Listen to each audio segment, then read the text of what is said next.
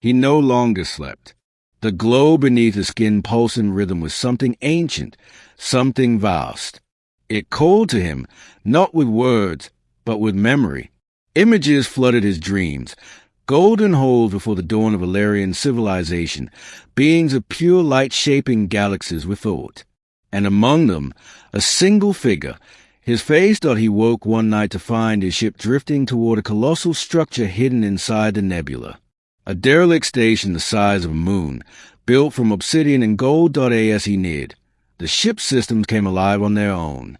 Lights flickered. A voice, calm and feminine, spoke through the speakers in a language he somehow understood. "Welcome home, Ela Prime." Kael froze. His heart thundered. He stepped onto the ancient station. The corridors pulsed with light as if recognizing him. In the central chamber stood a sphere of pure energy, suspended above a crystalline dais. Kael stared at the sphere.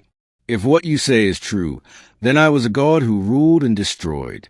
I want no part of that." The energy flared, revealing an image, Seraphine, standing before her throne, surrounded by rebellion and fire. At her side, Vorith, holding a blade of pure white light. Kael closed his eyes, pain and love warring in his chest. "Then I go back, not as a god, but as an equal." The sphere pulsed once more, then awakened fully. Light engulfed him. His body lifted from the floor. The glow within him blazed brighter, reshaping, harmonizing. For the first time, Kael felt whole, not divine, not human, but something between. When the light faded, he stood renewed. His eyes burned like stars. His voice echoed with quiet power, and his heart belonged to her. Weeks later, the Illyrian dominion trembled. Civil war had erupted.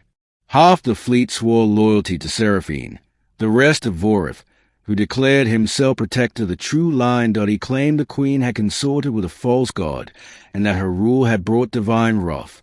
His weapon, the shard of the first light, gleamed on his arm like a halo of death. The capital burned again. Seraphine stood on the palace balcony as dreadnoughts blazed across the sky. Her armor was fractured, her council gone. Alone, she faced the end of her empire, and yet, when she closed her eyes, she felt him. Far away, across the stars, Kael's essence pulsed in rhythm with her own. Their bond, forged in starlight and fire, had never broken. She whispered to the wind, "Come back to me." And across the galaxy, the stars answered. When Kael's ship dropped from hyperspace above Solara Prime, the entire sky seemed to ignite. Fleets turned their senses toward the anomaly. The nebula behind him burned gold, and the void itself bent around his arrival from the surface. Soldiers stared upward as a radiant figure descended through the atmosphere, surrounded by wings of light.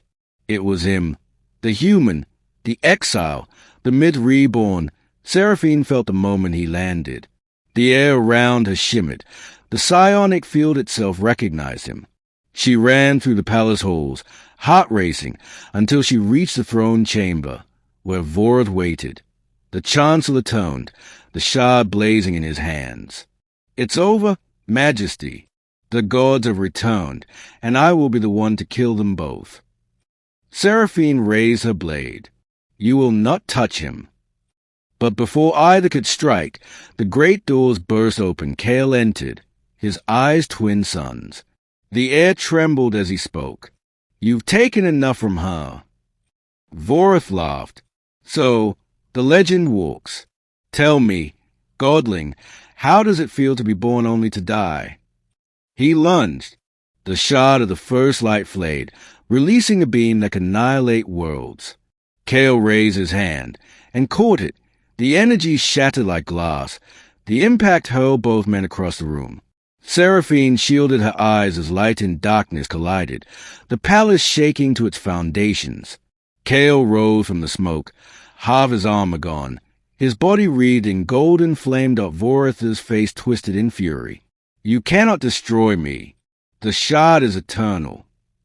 Kael stepped forward, voice calm, almost gentle. "Then I'll unmake eternity." The two clash again, light against light, God against zealot. Each strike tore through dimensions, their battle echoing in the minds of every living Illyrian.